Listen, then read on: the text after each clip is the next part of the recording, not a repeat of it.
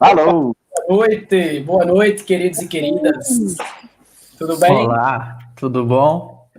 Pessoal, boa noite a todos, a vocês três, a todo mundo que está com a gente aí nos assistindo. Já me liguei que tem aqui o Live Comments, que eu acho que é onde a gente vai ficar de olho para escutá-los.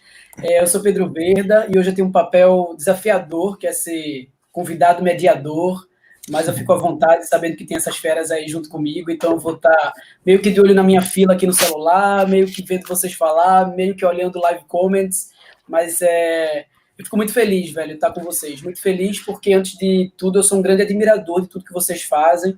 Então, para mim, é um momento muito feliz mesmo, de alegria. Beleza? Então, hoje a gente está com Juliana Tatini, que é do Mesa Company. A gente está com Jean-Philippe Rosier, que é do Perestroika, do Sputnik. E Gabi Gomes, que é especialista em pensamentos sistêmicos, publicitário. Temos muito que falar sobre colaboração, que é uma missão que eu escolhi aí. Eu acho que não sei quem encontrou primeiro, se fui eu que encontrei a colaboração ou ela me encontrou. Eu sei que em algum momento eu já estava colocando isso como missão de vida. E somos 4 falantes, eu acredito, por tudo que eu conheci vocês, mesmo que à distância. Esse assunto rende muito, então a gente meio que fez essa combinação de fazer uma rodada de perguntas inicial, né, de apresentação, depois de perguntas, para no finzinho a gente abrir para os live comments, que é o que eu vou tentar mediar aqui, ao mesmo tempo que eu escuto e converso com vocês, tá? Então, eu vou começar me apresentando mais um pouquinho a fundo, e aí depois eu passo para vocês e a gente começa o bate-bola, beleza? Para quem não me conhece, eu sou Pedro Verda, eu sou fundador da Verda, que é um laboratório de inovação social. Toco a Verda junto com minha sócia Ludmila Valença. A Verda é um laboratório que tem por missão criar projetos, né, tanto para o terceiro setor, quanto para o segundo setor, né, para iniciativas privadas, como também até a criação de políticas públicas através de experiências colaborativas. Então, de fato, a gente acredita muito que as transformações sistêmicas, elas precisam dialogar para acontecer, né? Elas precisam dialogar aí com todos os atores que fazem a sociedade, e a gente faz isso sempre colocando grupos, né, dentro de empresas, com representantes da sociedade, do poder público, fazendo com que eles dialoguem e surjam ali conexões e soluções importantes para transformações sociais. Né, eu queria muito também escutar uma apresentação breve de Juliana, por favor. Pode ser? Pedro, que delícia seu sotaque, eu podia ficar te ouvindo horas aqui. Eu acho que vocês me escolheram de mediador convidado só para ficar escutando o sotaque nordestino. Teria feito. Gente, boa noite. Eu tô falando de São Paulo, eu tô de casaco, sou friorenta, parece que vai esfriar essa noite aqui. Prazer estar aqui com vocês, feras, muito legal falar desse assunto com vocês, fazedores. Acho que isso é uma coisa que a gente comunga aqui, né? Gente que é muito ligada em fazer, colocar as coisas na rua, desenhar o mundo que a gente quer, não ficar tanto no debate, assim, e incentivar as pessoas a fazerem o mesmo, né? Acho que também tem isso em nós 4, que é dividir muito do que a gente sabe para incentivar mais gente a fazer, né? Para trazer mais gente para o grupo, trazer mais gente para o baile. Então, estamos juntos nessa aí. Eu hoje sou líder de mesa, o que quer dizer que eu lidero essas experiências colaborativas. A gente não se refere a gente mesmo desse jeito, mas no fim acaba que é o que a gente faz, né? A mesa é um método criado no Brasil, é uma empresa fundada no Brasil, desenvolveu esse método para resolver problema complexo, né? O problema complexo é aquele problema na intersecção de muitos saberes, não é um problema difícil só. E ele não está em todos os lugares, em todas as organizações, em todos os organismos, até prefiro essa palavra. Ele tem várias fases, muitas naturezas, enfim, problemas, né? Temos que resolvê-los. Então, a mesa é esse método para resolver problema. O jeito, né, a fórmula da mesa é muito simples. Tem essa liderança, né? Então, tem gente que vai lá e fala daqui esse problema que eu vou resolver. Uma missão, um rumo muito claro, muito concreto, e um time com todos os conhecimentos e todas as habilidades que a gente precisa, né? Então, vem aí, né, assim, é um processo colaborativo, a gente tem, né, claro, consciência disso. E o que acontece nos 5 dias de mesa, né, um processo com 5 dias, o que acontece é que a gente faz uma coisa, né? A gente constrói uma coisa junto. E esse construir uma coisa junto destrava um monte de coisa no plano pessoal, profissional de cada um, mas também mostra o quanto se pode fazer, né? Então, acho que a gente vai falar muito disso essa noite, né? Que colaboração para quê, né? Colaboração para fazer as coisas acontecerem, né? Então é nesse lugar. Então essa sou eu hoje, acho que no fim, em 2018, mais ou menos, eu ia falar no fim do ano passado, mas já passou mais tempo. A gente resolveu abrir esse método, ou seja, se antes a gente só trabalhava com grandes companhias, grandes projetos, até hoje a gente trabalha, né, com as grandes companhias no mundo inteiro, agora a gente ensina qualquer pessoa que tenha um desafio complexo ou qualquer pessoa que queira ajudar as outras a resolver problema complexo com isso. Então, hoje, eu trabalho nessa frente que é muito legal, que é ensinar mais gente o método mesa, né? Ensinar mais gente a resolver problema através de Mesa School. Então, putz, é outra etapa da vida da mesa e assim, super, super legal quando você vê mais gente resolvendo o problema, se juntando, usando o método para colaborar e reestruturar o mundo, né? Não é só uma empresa, mas enfim, é o mundo inteiro. Para quem que eu passo, Pedro?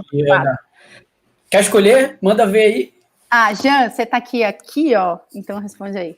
Bora, maior prazer. Obrigado pelo convite, pessoal do Campus Party. É um prazer estar aqui, que legal. Bom, Gabizinho já conheço há alguns anos já. Para mim, era antes de ser Gabi Gomes, né? Para mim, ele tinha outro nickname, mas acho que não vem ao caso agora. A Juliana eu não conhecia pessoalmente nem virtualmente, mas conheço muito o trabalho da mesa e admiro bastante. E Pedro, cara, tu era a única pessoa que eu não conhecia, mas já te adorei no primeiro segundo, não só pelo sotaque, mas também porque eu também pesquisei a respeito do teu trabalho. Cara, parabéns, muito interessante e brilhante. Então, me sinto muito honrado de estar fazendo parte aqui desse bate-papo. Eu sou o Jean, sou um dos sócios da Perestroika. A Perestroika é uma escola de metodologias criativas, a gente surgiu aí há 13 anos atrás, muito com o objetivo de transformar a educação, e nesse movimento todo a gente entendeu a importância de a gente trazer um pouco de metodologia, um pouco de diversão, se levar menos a sério, mudar a maneira como a gente enxerga aprendizado, mudar a maneira de ensinar, mudar a maneira de aprender. E nos últimos 3 anos, eu estou falando direto de Portugal, então aqui é meia-noite e 15, meia-noite e 12 agora. Eu me mudei há 3 anos para cá, com 2 objetivos, assim, para um pouco de inquietude pessoal. Já estava há 6 anos no Rio, fui abrir a Perestroika por lá, e aí a gente fez alguns movimentos pelo Brasil. Eu estava um pouco na zona de conforto demais, e também combinar um pouco de uma outra forma de abrir frentes aqui pela Europa, de trazer um pouco a nossa metodologia, o nosso formato de trabalho. A colaboração é algo que, se não existisse no nosso ecossistema, especificamente da Perestroika, que é muito enxuto, muito pequeno, nada aconteceria. Então não existe uma empresa, uma equipe de um líder. A lógica do super-homem acabou há muito tempo. Então, me sinto muito confortável em falar desse assunto e acho que cada vez mais ele precisa estar presente, afinal de contas, é o que vai fazer com que a gente consiga evoluir, não especificamente só nesse momento, né, especificamente agora que a gente está vivendo, mas acho que isso deve servir de aprendizado para uma nova era que está chegando. Então, esse é só um pouquinho de mim, meu querido Gabi Gomes. Agora eu jogo a bola para ti.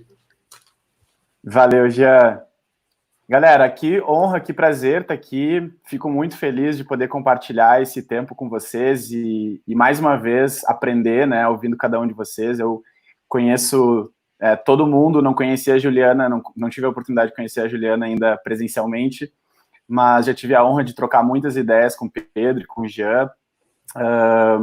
Eu sou de Porto Alegre, tenho uma conexão muito forte com a Perestroika, fico muito feliz de ver o Jean representando a Perestroika ainda hoje, 13 anos depois, né? Eu fui um dos primeiros alunos da Perestroika lá em Porto Alegre, quando era um curso só de criatividade, e foi, de fato, uma oportunidade que transformou minha vida por completo, porque foi lá que algumas fichas começaram a cair, né? Por ser do mercado da publicidade e trabalhar mais especificamente no início da minha carreira na área de criação publicitária, tive sempre uma conexão muito forte com o flerte de ver ideias ganharem vida, né? De ver ideias realmente acontecerem. E a Perestroika me ensinou a ir lá e fazer, né? Fazer as coisas, tirar do papel, não ficar esperando alguém resolver por mim. E eu acho que esse moto, assim, de vai lá e faz, combinado com algumas características pessoais minhas, realmente me colocaram numa posição de fazer um monte de projeto paralelo, porque essa experiência de tirar ideias do papel, na verdade, é o que mais me ensina. E eu acho que é o que muitas empresas estão percebendo agora, né, a necessidade de ter um drive de ação, de ter um drive de realmente fazer coisas. Então, na minha vida, eu comecei como publicitário, depois virei empreendedor, empresário, criei um escritório de design, depois abri um estúdio de comunicação focado em impacto social. Quando me mudei para São Paulo, eu estou em São Paulo também, mas eu sou meio calorento, então estou sempre de camiseta, não sinto muito frio, adoro frio, por sinal. Vim trabalhar na Red Bull aqui como gerente da área de inovação social da empresa, ajudando a empresa a conectar a marca e o propósito da marca à cena de empreendedorismo no Brasil. E no final de dezembro eu saí e estou arrumando por um caminho um pouco mais independente, tentando me conectar com mais pessoas, mais projetos, mais empresas e acelerar esse processo de aprendizagem. Então, fico muito feliz de estar aqui, espero poder compartilhar um pouco da minha experiência e um pouco das minhas reflexões sobre as transições que a gente está passando e ouvir as perguntas da galera aí que está assistindo. E o sotaque de Pedro. Vamos fazer assim, não vamos deixar a melhor fatia do bolo, né, para o final. Vamos começar logo pela pergunta base aí, pela pergunta do painel. Eu queria fazer essa provocação para nós mesmos, né? Eu me incluo aí nessas respostas que teremos. E eu queria que a gente começasse debatendo justamente trazendo a resposta para a pergunta que foi colocada, né? Que é como utilizar experiências colaborativas para reestruturar empresas para o pós-Covid, nesse mundo pós-Covid. E aí eu quero já começar passando bola, tá? Eu acho que agora, inclusive, a gente já se conheceu, para quem não conhecia ainda, eu acho que vale a gente levantar a mão, a gente vale fazer um bate-bola, eu acho que agora o diálogo passa a ser mais fluido, tá? Mas eu quero, de repente, Jean, pode começar falando um pouquinho sobre essa pergunta base aí, o que é que tu pensas sobre isso? Claro que sim. Primeiro que eu fiquei bastante tempo pensando a respeito, né? Porque ela é uma pergunta simples, né? Acho que ela traz uma profundidade e eu acho que quando a gente pensa na lógica de impactos, pandemia e trabalho colaborativo, a gente quase que tem são quase que antagônicas, né, as situações, porque a pandemia fez a gente se isolar e a colaboração, ela parte de uma lógica de a gente se aproximar. Mas, ao mesmo tempo, ela também faz sentido porque, principalmente na perestroika, a gente se reaproximou. E não é uma reaproximação física, mas a gente se reconectou de uma forma muito profunda, mesmo não estando próximos fisicamente.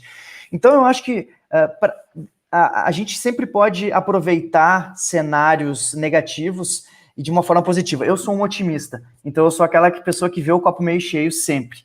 E foi muito interessante o fato de a gente ter conseguido olhar para esse cenário e ressignificar a maneira como a gente estava trabalhando para fazer com que aquilo que pudesse ser um problema fosse um potencializador do que a gente estava fazendo. Não é novidade para ninguém que a velha forma de fazer, ou a forma pré-pandemia, ou a maneira antiga como as coisas eram feitas, ela já vinha sendo balançada, né? Ela já vinha quebrando. Só que a grande questão é que a nova forma de fazer, ela não está pronta, ela não estava pronta e ainda não está pronta, e isso explicava um pouco desse crash das gerações, que assim, como é que eu faço para me adaptar, como é que eu faço para tentar solucionar essas questões, e a gente tentava sempre repetir as mesmas práticas, os mesmos processos. E isso não dá mais, né? A gente não consegue resolver soluções antigas, problemas novos com soluções antigas. Então, como é que a gente faz nesse momento para trazer essa conexão e essa união? Então, eu acho que a gente ressignificar o entendimento do que é ser colaborativo, numa lógica de distância, e a gente entender que a gente consegue colocar em prática ações colaborativas, em conjunto, em times, não necessariamente estando juntos e não estando presentes, né, fisicamente. Um dos principais aprendizados que a gente tirou e que eu acho que pode ser uma mais-valia para compartilhar é o lance de a gente entender que na pandemia, guardadas as devidas proporções e privilégios que nós temos, mas se a gente entende um cenário de trabalho, por exemplo, de uma empresa, a gente destrói as hierarquias. E essas hierarquias, elas podem, às vezes, ser invisíveis, mas no momento que a gente está exatamente na mesma situação, seja ela em casa, se a gente puder, no nosso quarto, na nossa sala, a gente está automaticamente enxergando as mesmas coisas. E aí a gente começa pelo princípio básico da colaboração, que é a gente entender que para eu conseguir colaborar, eu preciso saber qual é o meu papel, quais são as minhas contribuições, e a partir daí, o que eu posso fazer dentro do limite que eu consigo entregar.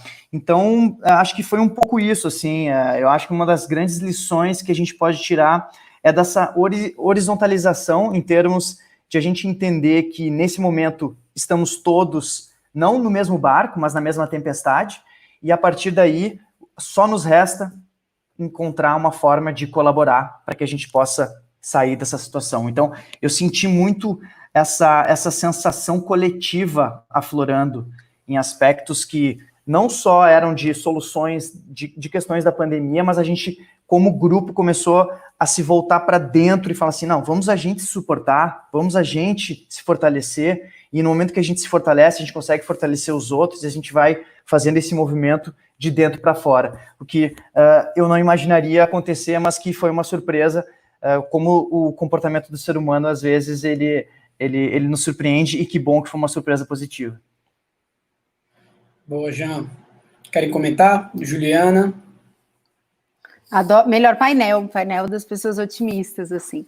Eu nem ouvi os dois, mas já sei. Eu quero, sim, porque vou comentar de um ponto de vista bem específico nosso, né? Porque, enfim, a gente já criava essa experiência de colaboração antes, todo mundo ao redor da mesma mesa, né?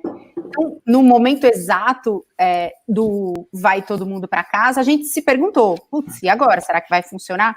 E nós estamos indo para a nossa 8ª mesa no formato remoto, né? E o que a gente aprendeu é que funciona sim.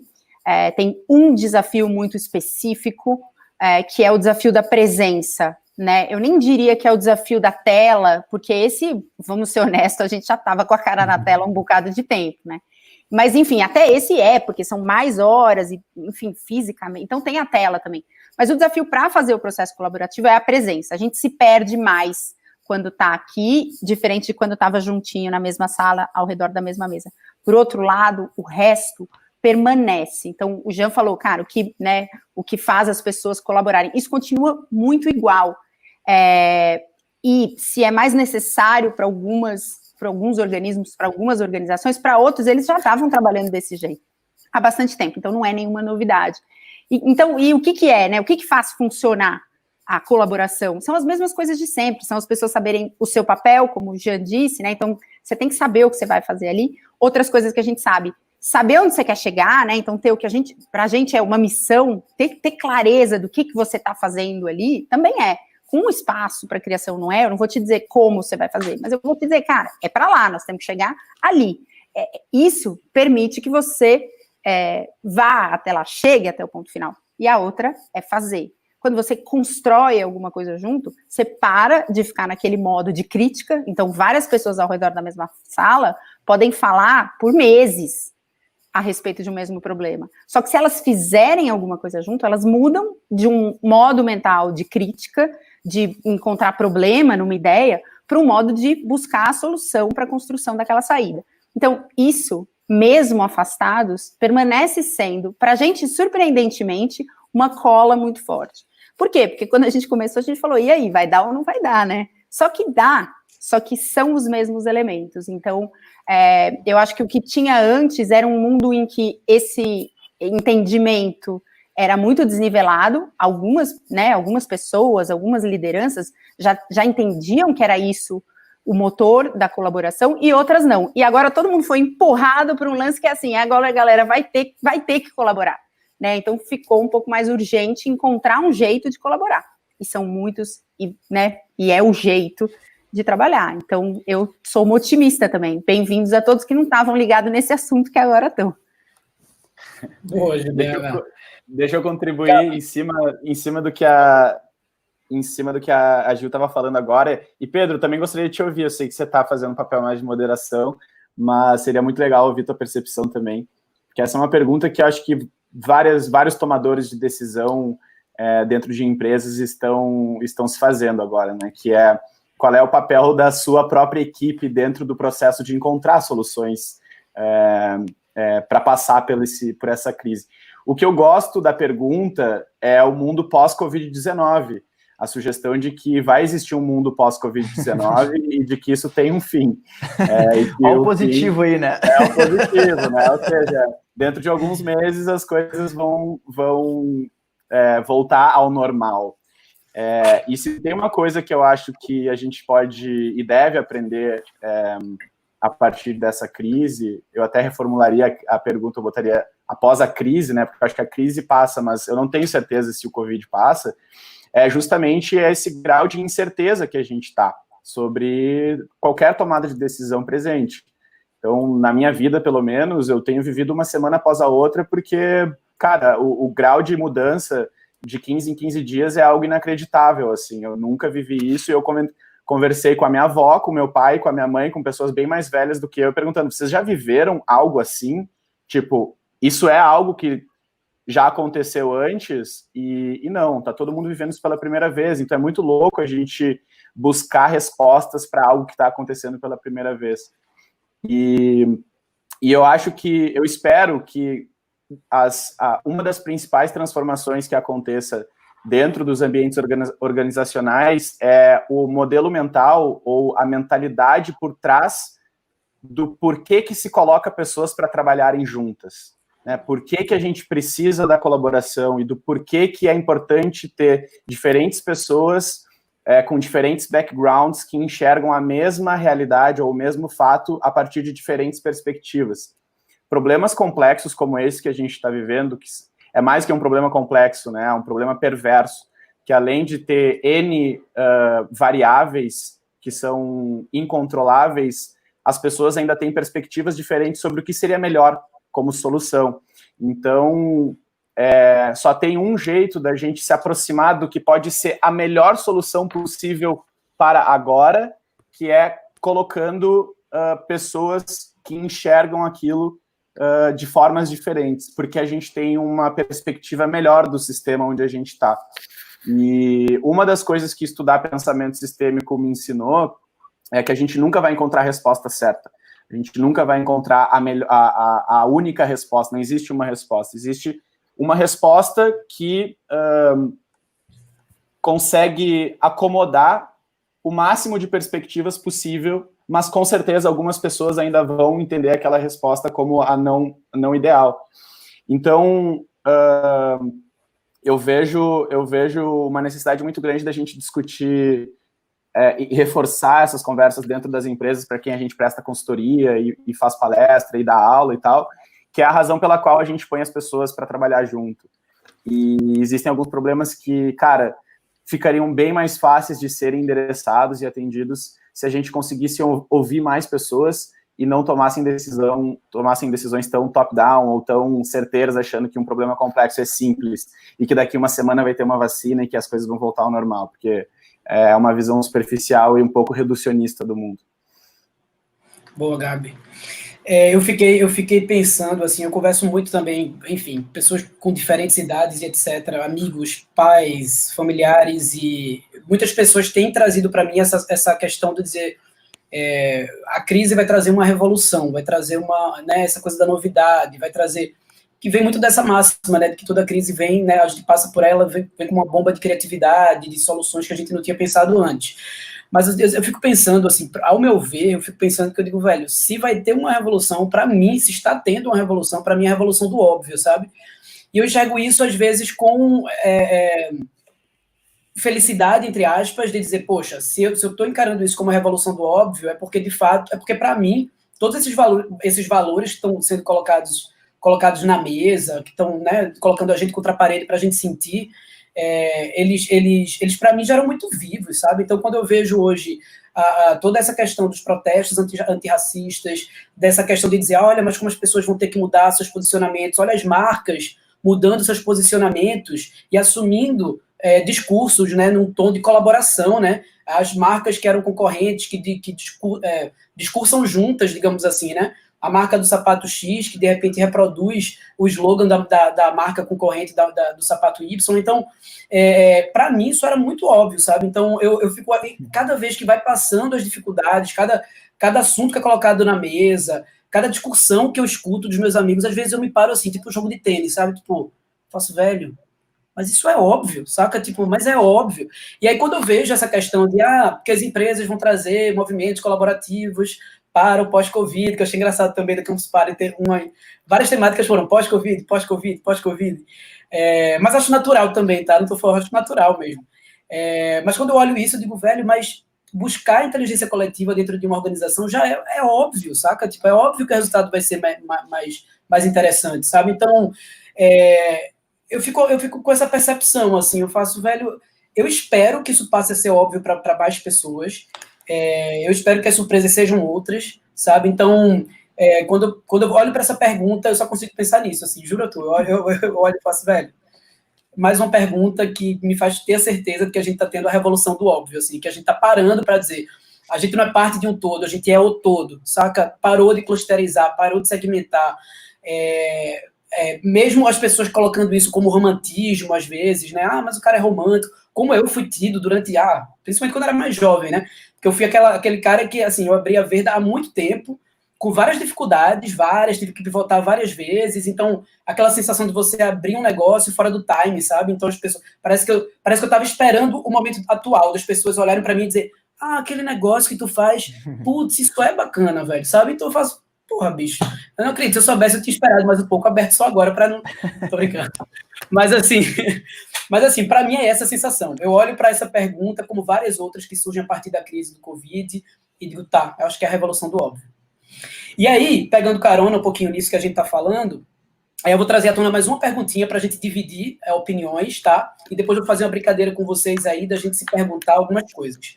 Mas eu queria trazer à tona também essa questão de quais as principais barreiras na estrutura contemporânea e na mentalidade organizacional para que essa reestruturação aconteça. Eu tive até que ler aqui, minha fila, mas é isso, tá? Eu queria que vocês colocassem assim, que obstáculos são esses, né? Nessa estrutura que a gente tem hoje, né? E na mentalidade que a gente vê nas empresas, na cultura organizacional mesmo, para que essa mudança aconteça, para que essa reestruturação das empresas aconteça. Gabrizinho, quer começar agora? Porque eu botei Gil para começar em um, Jean em outro, e agora eu passo para a tua bola de ser o primeiro. Cara, eu queria só parabenizar, tu é um excelente mediador. É verdade. Porra, parabéns, perfeito. meu, adorei. Eu tô falando isso só porque quero um fim de semana em Porto de Galinhas, que eu tô ligado. Olha, nem sabia que tinha essa possibilidade, mas agora... Pós-Covid. Virou uma troca. Pós-Covid. Cara, eu acho que tem muitas coisas, assim, que a gente vai enxergar como barreira, tá? Que são coisas que são tão impregnadas na forma como a gente trabalha, né, naturalmente, assim, e foi educado e treinado, e como todo padrão, quando repetido dezenas de milhares de vezes, se torna simplesmente um comportamento muito difícil de se transformar, um hábito muito difícil de transformar. Acho que essas barreiras elas vão ficar cada vez mais evidentes, na verdade elas já estão bem evidentes, e a gente vai ter algumas escolhas, assim, para fazer. E eu falo isso porque eu tenho muitos amigos empreendedores que empreendem não só no mercado de comunicação, mas tem restaurantes, tem marca de roupa, tem e-commerce, tem festas, né, casas noturnas. Eu conheço muita gente que está empreendendo e está passando uma dificuldade tremenda, porque os desafios eles são muito resultado do problema principal que a pandemia trouxe, que é a impossibilidade de aglomeração de pessoas. Então, além disso, além dessa impossibilidade de junção de pessoas em um ambiente físico, existem alguns modelos mentais que são extremamente prejudiciais, no meu ver, que tem a ver com pensamento de curto prazo e foco apenas no resultado, que eu acho que pode perturbar alguns empresários, algumas empresas, na forma como eles vão lidar com o futuro dos próximos 3, 6, 12 meses.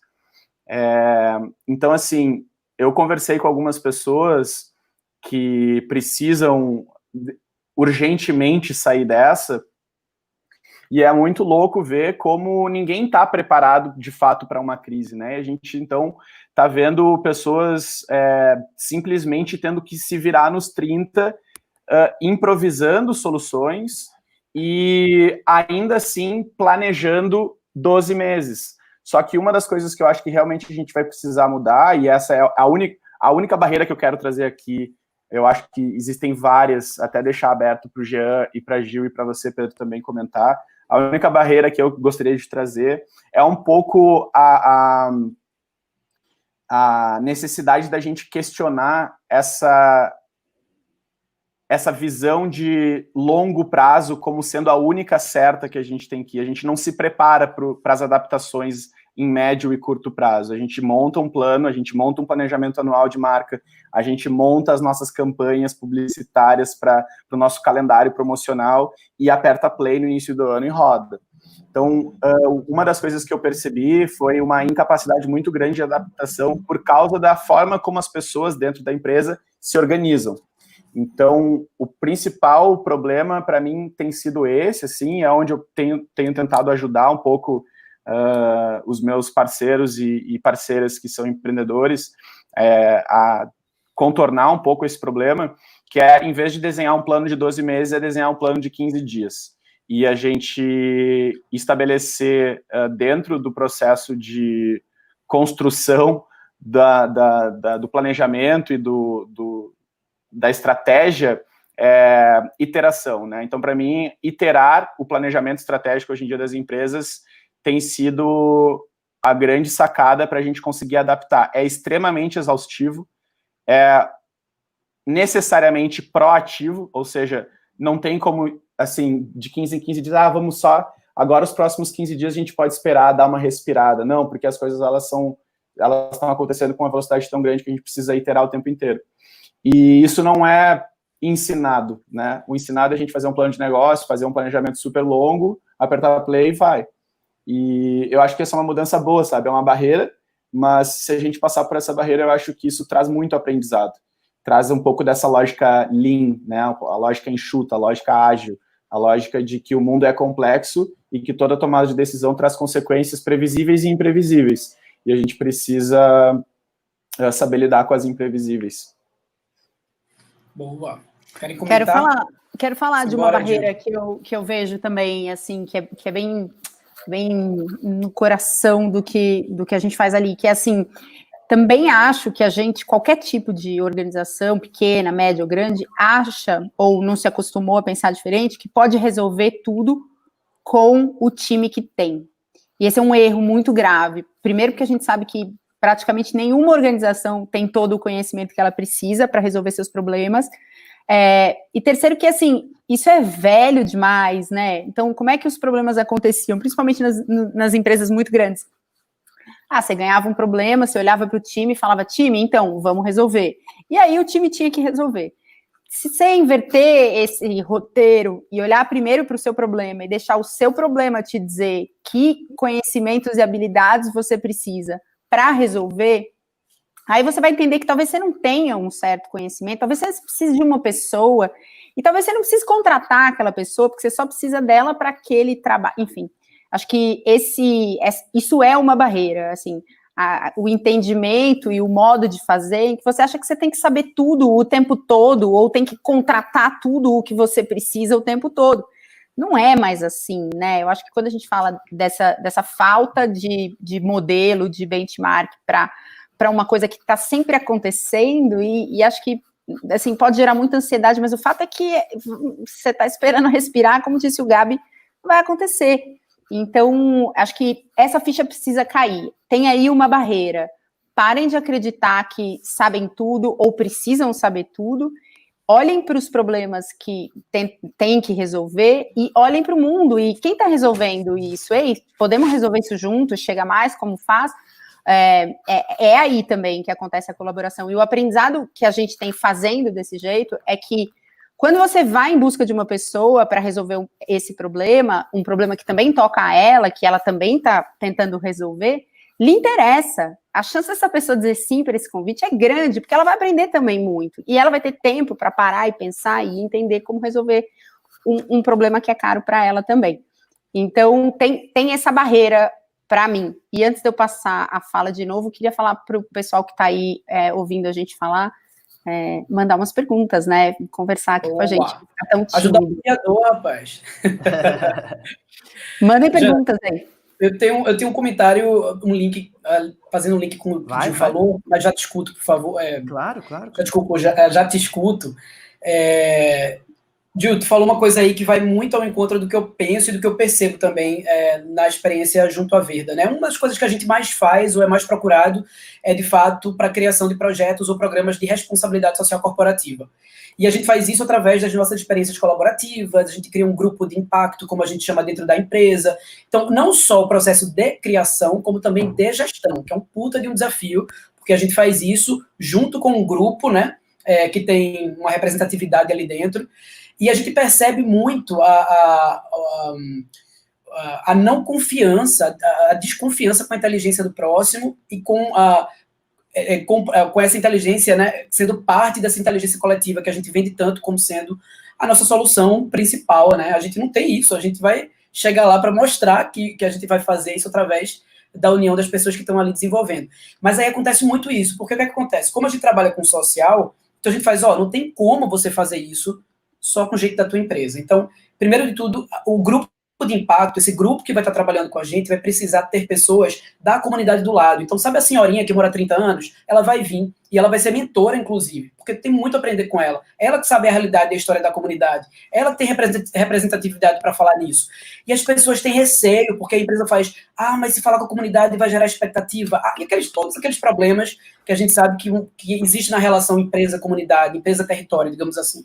Né? Então, assim, existe muito essa desconfiança. Eu acho que uma das principais barreiras é a pessoa entender o senso real de colaboratividade, sabe? Entender que não adianta estar tolhendo isso, né? Essa relação, porque senão não vai rolar, sabe? Então, assim, a gente sofre muito com isso, com as pessoas conseguirem perceber a necessidade que é ter representatividade naquele grupo coletivo. Então, não é só pegar as pessoas de tomada de decisão e nem é pegar só o cara que vai de serviços gerais até o topo da hierarquia, digamos assim. Vai além disso, vai para fora disso, sabe? Então, a gente mete, às vezes, dependendo da solução, a gente mete estudante de ensino médio, sabe?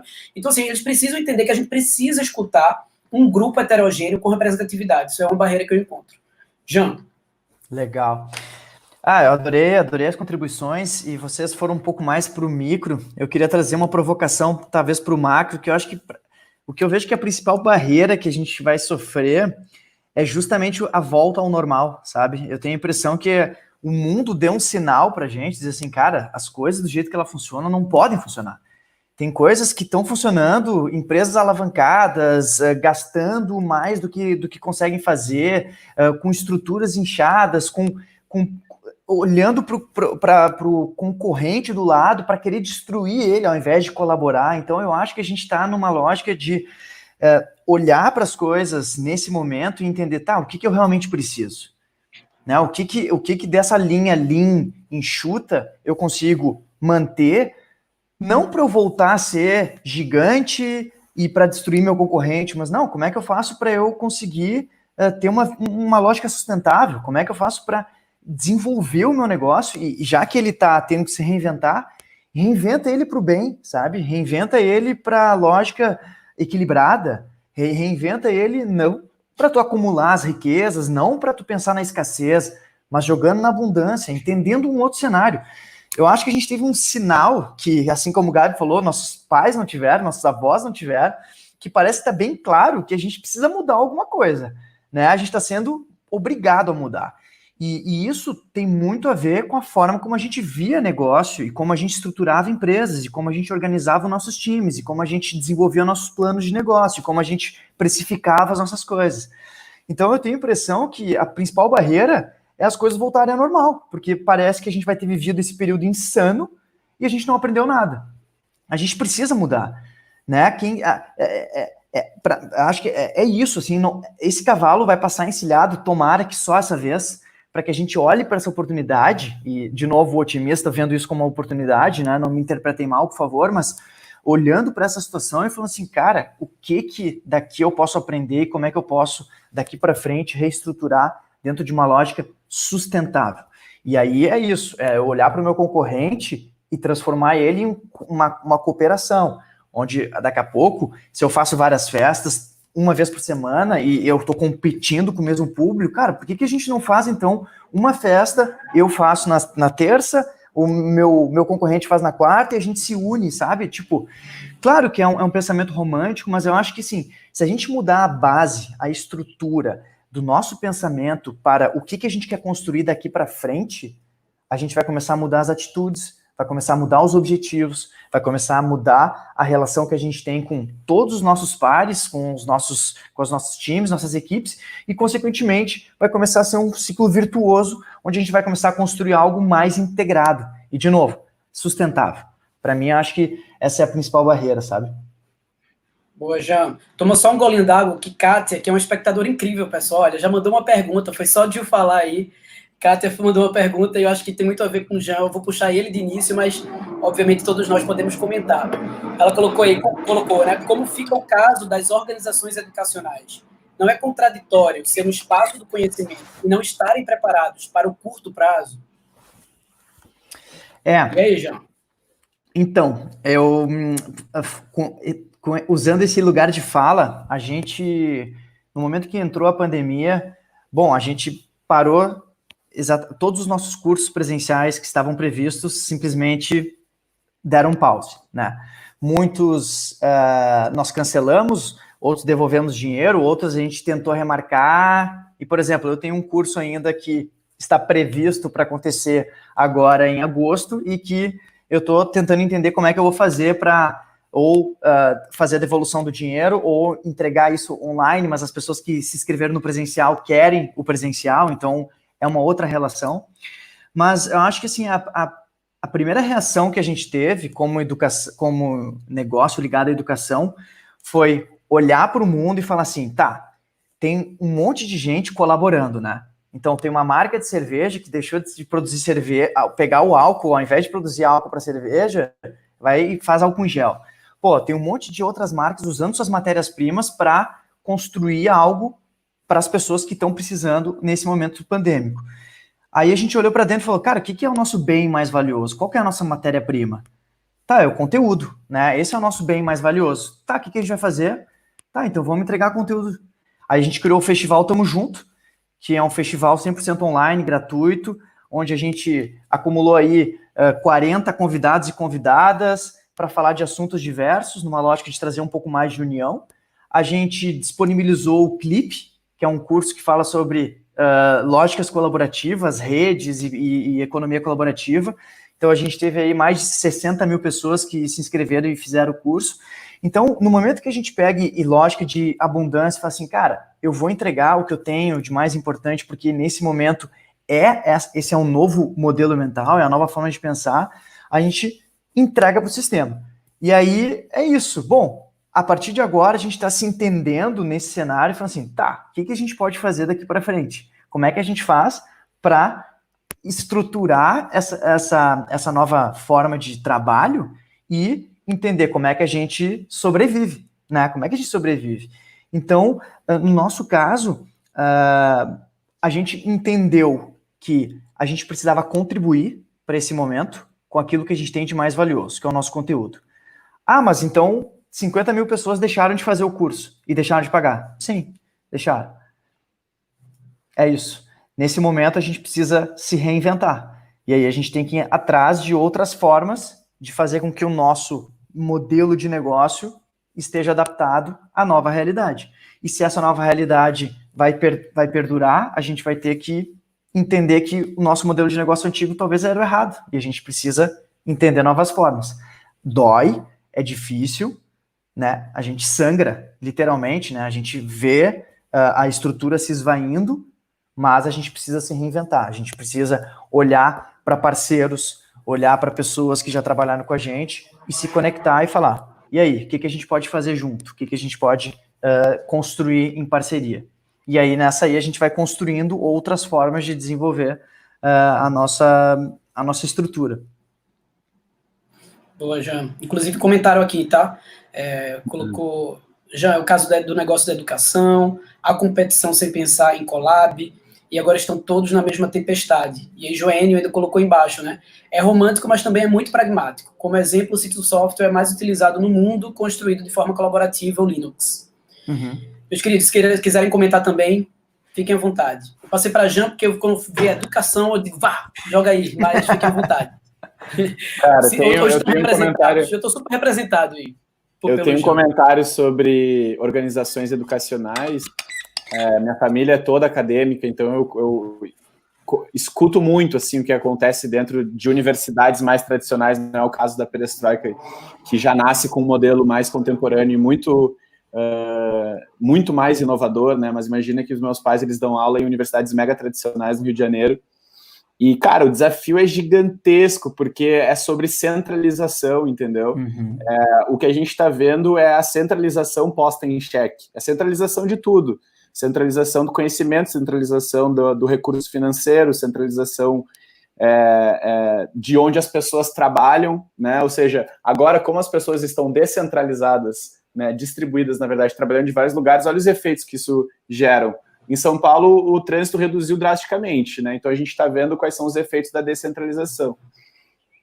Uma das coisas que eu acho mais relevante de se discutir dentro das estruturas educacionais é o quanto a gente consegue descentralizar o conhecimento real, porque até então é isso, né? As pessoas vão para a escola, vão para a faculdade, vão para a universidade, vão para qualquer lugar, porque é ali que está o conhecimento.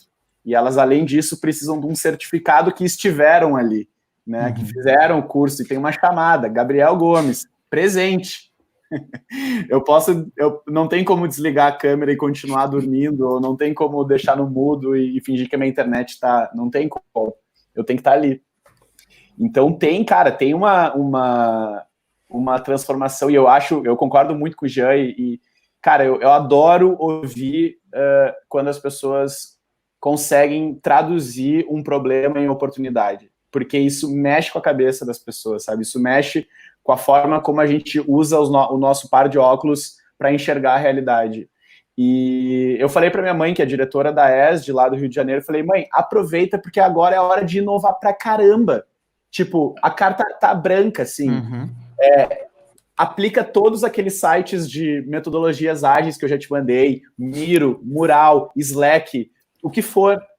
Porque enquanto a gente não sabe exatamente o que tem que fazer, a gente vai fazendo, testando, adaptando, fazendo, testando, adaptando.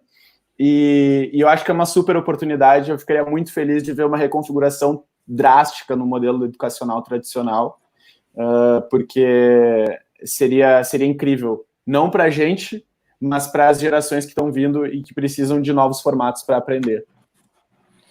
Boa, Gabi. Meus queridos, tem um monte de coisa que eu queria falar com vocês. A gente faz um novo episódio, faz uma temporada, a gente cria alguma estratégia aí. Eu tomei um susto, fui olhar a hora aqui, inclusive meu computador está adiantado 3 minutos, eu achei que já nem tinha tempo mais de se despedir, mas a gente tem um tempinho aí para vocês darem as últimas palavras, deixar um recado para quem está nos assistindo. Vamos lá, Gil. Queria dizer que, claro, nós somos os 4 otimistas aqui, mas tem uma situação muito grave lá fora, muito triste, muito severa. Então, que nós 4 super privilegiados aqui, acreditando que o mundo pode ser diferente, empenhando tudo o que a gente pode para fazer isso, né? Então, queria dizer que, pelo menos do meu lado aqui, estou à disposição para quem ouviu, quiser trocar ideia, quiser conversar, quiser saber mais da mesa, sei lá. Estou aqui para colaborar real, né, abertamente. E aí, a última coisa, eu queria convidar vocês para conhecerem Mesa School, para conhecerem o método, conhecerem o curso, se interessarem, porque o nosso trabalho hoje é isso, é ajudar mais gente a resolver problema. Boa, Gil. E prazer trocar ideia com vocês, quero a 2ª temporada, Pedro. Boa, fechado, a gente faz, nem que seja uma alternativa. E aí, bom, Jean? Eu também adorei, que belíssima fala, Gil, obrigado. Acho que é super importante sublinhar isso, né, da noção do lugar de fala, dos privilégios e de que no momento é a nossa realidade, é aquela que eu me sinto confortável em compartilhar, falando por mim, então acho super importante isso, né, não existe verdade absoluta, não existe plano perfeito. Então, obrigado por sublinhar isso, Gil. Queria agradecer a todo mundo que participou, te parabenizar, Pedro. Cara, quero te conhecer mais, te adorei, falei no início. Gil também, foi um prazer. Espero que a gente possa estar mais próximos. E Gabi, é isso, né, cara? Ver se a gente se encontra aí qualquer hora, tomar um chimas ou uma cerveja. Gente, foi um prazer, obrigado a todo mundo que participou, obrigado pelas perguntas. Também quero me deixar super à disposição para continuar uma conversa, se vocês quiserem saber um pouco mais da perestroika. Também estou super aberto para continuar esse bate-papo. Boa, Jean. Eu me despeço agradecendo muito o convite, agradecendo a rodada de troca de ideia que a gente fez. Nada como 50 minutos com boas perguntas, né? Acho que a gente realmente tem um desafio enorme lá fora, e é um desafio que requer que a gente tenha muita consciência da responsabilidade do nosso privilégio. Uhum. E eu gosto muito dessa expressão, a responsabilidade do privilégio, porque não adianta nada ter privilégio se a gente não reconhece ele e não age a partir dele para distribuir oportunidade, acesso e dividir o privilégio com quem não tem. Então eu tenho tentado fazer isso de N formas diferentes, e eu acho que tanto a mesa, quanto a perestroika, quanto o que você faz, Pedro, de compartilhar todo o seu conhecimento nas redes sociais é muito, muito, muito valioso, porque é isso, resgatando o que o Jean falou, é pegar o que você tem de mais essência, mais verdade, mais coração e botar na rua, porque é o que a gente tem para fazer agora. Fico super à disposição também, uso pouco mídias sociais, mas acho que o lugar mais fácil de me encontrar é ali no Instagram. E agradecer demais o convite, pessoal. Muito obrigado. Pedro, você foi fantástico e foi muito bom ouvir a Gil, ouvir o Jean. Prazer enorme, gente. Vou dormir super feliz hoje. Obrigado. Boa, pessoal. Eu super agradeço vocês. Estou muito, muito feliz. Acho que a gente tem muito que trocar, sim.